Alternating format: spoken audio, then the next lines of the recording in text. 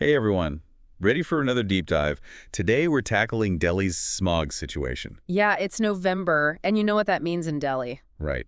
Air quality is all over the place. Between severe and very poor. Not exactly a breath of fresh air. Definitely not.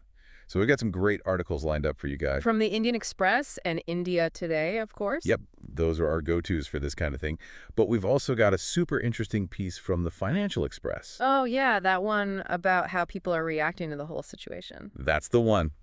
So let's jump right in. First up, Delhi's government is taking this whole less traffic, less pollution thing pretty seriously. For sure, they've mandated 50% of their employees to work from home. Wow, 50%. That's a lot of people. It is. We're talking about 1.4 lakh government employees. That's a pretty huge shift. Yeah. And what about the private sector? Well, they're strongly encouraging businesses to follow suit. Even in Gurgaon. Even in Gurgaon. It's a regional effort for sure. I mean, think about it. Vehicular emissions are one of the biggest contributors to Delhi's smog. So taking cars off the road should, in theory, make a difference. Right. Less traffic, fewer emissions, cleaner air. At least that's the idea. That's a good point. But will it actually be enough to make a real impact? What do you think? I mean, there are so many other factors at play here. You're right about that. We can't forget about industrial emissions and construction dust. And then there's the whole issue of crop burning in the surrounding states. Yeah, that's a whole other can of worms. Definitely a complex issue with no easy answers. Oh. Okay, so while we're talking about tackling this problem, we got to talk about GAP. Ah, yes, the Graded Response Action Plan, It's currently in its fourth stage, which is the most stringent level. which means a bunch of restrictions are in place right now. Like what? Well, for starters, there's a ban on most construction work. Except for essential projects, I'm guessing. Right, those can continue. They've also got restrictions on vehicles. Older, more polluting vehicles can't enter the city. Which vehicles are we talking about specifically? Those with BS third petrol and BS IV diesel engines, they're the real polluters. Ah. Okay, so they're trying to filter out the worst offenders. Exactly. And don't forget, schools are closed for physical classes. Everything's back online. Yep, all switched to online mode to keep kids safe from the smog. It's interesting that they're targeting those specific types of vehicles. What's the logic behind that? Well, the BS in those standards stands for Bharat Stage, and it's India's system for regulating vehicle emissions. So BS third and BS CIV are older models, right? Exactly. And they spew out way more pollutants than newer cars. Makes sense. They're going after the biggest culprits on the roads. Right. It's all about reducing those harmful pollutants in the air. So it's not just about Delhi, right? This JURAP thing covers a wider area. You got it. The Commission for Air Quality Management is in charge of enforcing JURAP, and their jurisdiction covers the entire national capital region. So that includes. Places like Gurgaon, Faridabad, Ghaziabad, Noida, they're all under the same restrictions. So it's not just a Delhi problem, it's a regional one. Absolutely. We're all in this together, for better or worse. All right, so we've got work-from-home mandates, restrictions on construction and vehicles. Are these measures actually making a difference? What's the air quality looking like right now? Well, the India Today article says the AQI did dip to very poor after 8 days straight of severe readings. So there's been some improvement. That's good news, right? It is. At one point, the AQI even dropped to 379. Wow, okay, so it's not all doom and gloom. But what about those areas that are still showing really high AQI readings? You're right to point that out. The situation is pretty localized. Some areas are doing better than others. Like where? Well, Jahangirpuri hit 437 and Wazirpur was at 416. Whoa, that's still really bad, isn't it? Anything above 300 on the AQI scale is considered severe. Right. So those areas are still in the danger zone. Unfortunately, yes. And this is where that Financial Express article about Google searches comes in. Oh yeah, the one about respiratory diseases. Exactly. Searches for that term have skyrocketed. Which means... People are feeling the effects of this pollution. They're worried about their health. And it's not just in Delhi, right? Nope. The article says searches are up in Goa, Maharashtra, Tamil Nadu, and Andhra Pradesh, too. So this is a much bigger issue than just Delhi smog. It is. Air pollution doesn't respect state boundaries. What happens in Delhi affects the entire country, and even beyond. Exactly. This is a global issue, and we need to start treating it that way. It makes you wonder if these temporary measures are enough to really tackle this problem. It's a good question. Are we just putting a Band-Aid on a much deeper wound? Or do we need to be thinking about more radical, long-term solutions? That's the million-dollar question, and it's one we'll definitely be exploring further as we continue our deep dive. We'll be right back to unpack all of that after a quick break. Stay tuned. You know, all this talk about the smog hanging over Delhi makes you think about the economic impact, too. Oh, yeah, for sure. I mean, the Financial Express article definitely highlighted that. Like, all these restrictions are bound to have some ripple effects. Yeah, halting construction, limiting vehicle movement. Exactly. It's not exactly business as usual. Yeah. No, definitely not. I mean, just think about the construction industry. Right. It's massive in the Delhi NCR region. Huge, putting projects on hold even temporarily. It's going to lead to job losses. And probably slowdowns across a bunch of related businesses, Oh, too. absolutely. It's a chain reaction. And then when you start restricting transportation, You're basically messing with the flow of goods and services. it's a tough situation, isn't it? It's Yeah. like you're stuck between a rock and a hard place. It is a real dilemma. Public health on one side. And the economy on the other. Where do you even begin to find a solution that works for everyone? Well, maybe this crisis will force us to get creative. Find new solutions. Yeah, like how to make our economy more sustainable. Without sacrificing clean air. Exactly. There's got to be a way to have both. I hope so. But you know, while we're trying to figure out those long-term solutions, people are still dealing with this smog right now. Absolutely, and it's taking a toll. It's not just about the numbers on the AQI, it's about people's lives. Exactly. Remember that Financial Express article about the respiratory diseases searches? Yeah, people are feeling the effects of this pollution firsthand. It's not just an abstract concept anymore, it's their reality. It's pretty scary when you think about it. You can't just avoid breathing. Right. You're not going to hold your breath and wait for this to pass. So what are people doing? Well, they're taking precautions, of course. Like what? Masks are making a comeback. Especially for those who have to be outside. Right. Air purifiers are selling like hotcakes, too. And I've noticed more people talking about indoor air quality. Yeah, that's becoming a big concern, too. It's like everyone's suddenly become aware of the air they're breathing. It's about time. But, you know, it's not all high-tech solutions and fancy gadgets. What do you mean?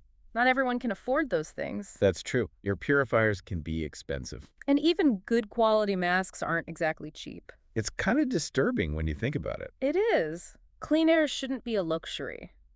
No, it should be a right. It's like your ability to breathe depends on how much money you have. That's a whole other layer of this crisis we need to address. Okay, so we've talked about the health impacts, the economic side of things. But what about the political angle? Oh, yeah, that's a whole other can of worms. Especially with elections coming up. This is definitely going to be a hot-button issue. Oh, for sure.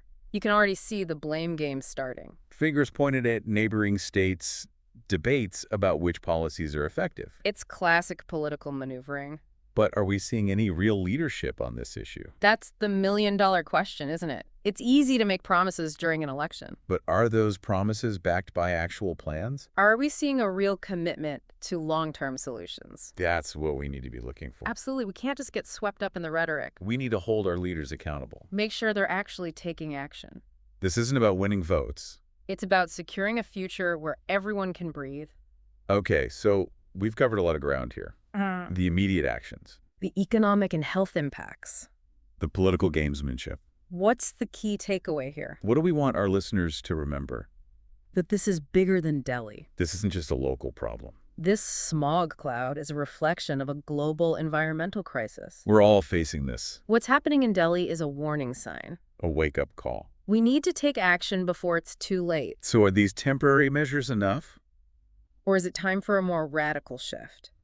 What are your thoughts? Look, those short-term fixes are crucial right now. To address the immediate health risks. Exactly. But they're not a permanent solution. We can't just keep slapping Band-Aids on this. We need a long-term strategy. A commitment to clean energy. Sustainable transportation. Fundamentally changing how we live and work and consume. It's a tall order. It is. Yeah. But it's necessary. This isn't just about Delhi. It's about all of us. It's our planet, our future. You know, we need to start acting like it. We need to ask ourselves some tough questions. Are we willing to change our habits? Are we going to demand more from our leaders? Are we ready to make some sacrifices? Because this is the time for action. Okay, folks, we're going to shift gears a bit now. And take a look at some specific initiatives. Things that are being done to combat Delhi's air pollution. Welcome back, you guys. So we've been talking about this whole air quality situation in Delhi. And it's pretty clear that it's a complex problem. Definitely not a quick fix. We've covered the health impacts, the economic side of things, even the political angles. But what about the solutions? What's actually being done to tackle this problem on the ground? Yeah, that's a good question. What stood out to you from those articles? Well, the Indian Express article mentioned a big push for the private sector to get involved. Oh, you mean like encouraging businesses to adopt work-from-home policies? Exactly. Yeah. That seems to be a key part of the strategy. It makes sense. I mean, less traffic means fewer emissions. Right. It's all connected. But do you think companies will actually buy into this? Well, some might see it as a win-win. How so? Well, it could potentially cut costs Yeah, less office space needed. and maybe even boost employee morale. Who doesn't love working in their pajamas? Exactly. But, some companies might be hesitant. Why is that? Concerns about productivity, maybe. Or maybe just resistance to change. It's hard to say. It'll be interesting to see how it all plays out. Definitely. But it brings up that idea of shared responsibility. Oh, absolutely. We were just talking about that. It's not just on the government to fix this. We all have a role to play. Individuals, businesses, communities. We need to work together to reduce our impact. And speaking of individuals taking action, that Financial Express article about the Google searches. Oh, right. The one about respiratory diseases? Yeah, it shows that people are paying attention They're aware of the risks. and hopefully taking steps to protect themselves. Absolutely. It's about taking control of your own health. Even if you can't single-handedly solve the whole air pollution crisis. Right. You can at least make sure you're doing what you can. It's about empowering yourself. And your family. Exactly. So people are wearing masks, investing in air purifiers. Monitoring their indoor air quality. It's a start. It might not be a perfect solution, but it's something.